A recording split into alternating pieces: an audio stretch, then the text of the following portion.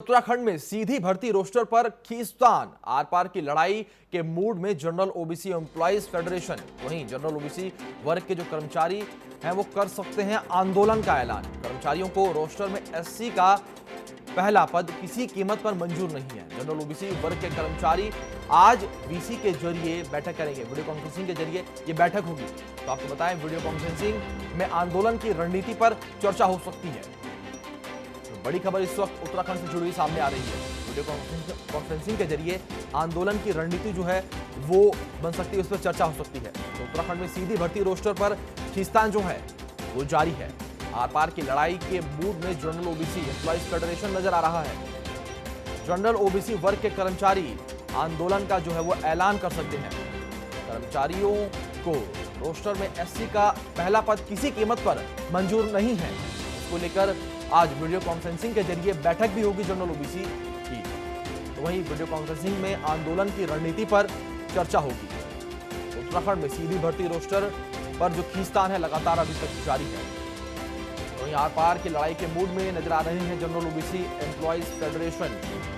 General OBC वर्ग के कर्मचारी आंदोलन का ऐलान कर सकते हैं। कर्मचारियों को रोस्टर में एससी का पहला पद किसी कीमत पर मंजूर नहीं है। तो वहीं हमारे सहयोगी पंकज पवार ब्यूरो चीफ हमारे साथ जुड़े हैं इस खबर पर।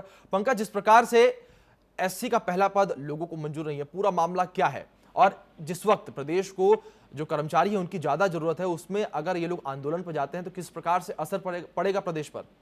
बहुत असर पड़ेगा अभिषेक। सबसे बड़ी बात यह है कि जो अभी तक रोस्टर चल रहा था उसमें केंद्र सरकार का पैटर्न चल रहा था और उसमें पहला पद था वो जनरल के पास था। लेकिन अब सरकार ने हाल में जो मदन कौशिक कमेटी बनी थी, उन्होंने इसका पहला पद जो है वो अब यूपी की तर्ज पर एससी को दे दिया है, जिसके चलते जनरल ओबीसी जो कर्मचारी हैं उन्होंने आंदोलन की बात कही है। आज उनकी जो वेबिनार के माध्यम से अपने जो तमाम कर्मचारी हैं उनके साथ उनकी ऑनलाइन मीटिंग है, उसमें उस पर चर्चा की जाएगी। जो उनके प्रदेश अध्यक्ष हैं दीपक जोशी, उन्होंने साफ तौर पर कहा है कि इस पूरे मसले पर वो बिल्कुल नहीं झुकेंगे। आरक्षण के मसले पर भी वो नहीं झुके थे और इस मामले पर वो कहीं ना कहीं आंदोलन की राह पे जा रहे हैं। जी अजय पंकज, वहीं आपसे जानना चाहेंगे कि अगर ये आंदोलन होता है तो कौन कौन से विभाग के लोग इसमें शामिल होंगे? क्या स्वास्थ्य विभाग के लोग भी होंगे? अगर क्योंकि स्वास्थ्य विभाग के लोग अगर आंदोलन में शामिल होंगे तो काफी दिक्कतें हो सकती हैं।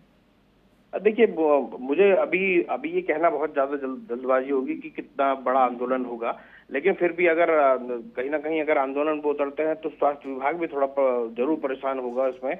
लेकिन कुल मिलाकर अगर देखा जाए तो प्रदेश के 1.5 लाख से ज्यादा कर्मचारी इस पूरी उस व्यवस्था में है, इस पूरे जनरल ओबीसी कर्मचारी है।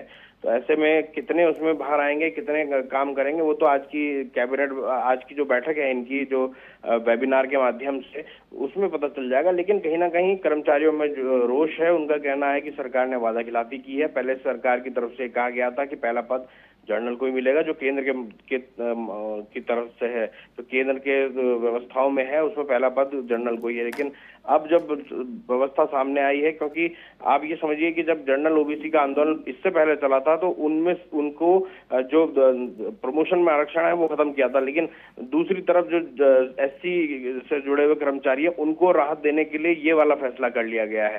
तो ये कहीं ना कहीं अब जनरल ओबीसी कर्मचारियों को रास नहीं आ रहा है। जी पंकज, बहुत बहुत शुक्रिया आपका हमारे साथ खबर पर बनने के लिए।